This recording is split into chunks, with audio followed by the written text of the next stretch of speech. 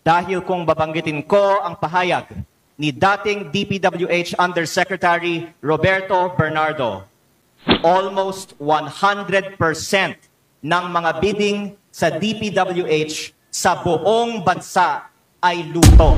Madam Speaker, una po sa lahat, nais kong i-recognize ang Committee on Appropriations sa paglalaan ng 255 billion pesos mula sa DPWH patungo sa mga programa ng kalusugan, edukasyon, agrikultura at iba pang sektor.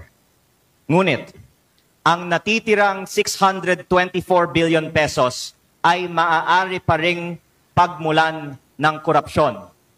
Dahil kung babanggitin ko ang pahayag ni dating DPWH Undersecretary Roberto Bernardo, almost 100% ng mga bidding sa DPWH sa buong bansa ay luto.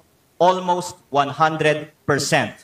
Pagkatapos ng lahat ng mga flood control hearings in aid of legislation, hindi natin dapat aprubahan ang parehong mga presyo sa mga proyekto ng DPWH. Kaya iminumungkahi kong ibaba ng 25% ang mga presyo ng DPWH upang mabawasan ang posibleng 150 billion pesos ng posibleng kickbacks.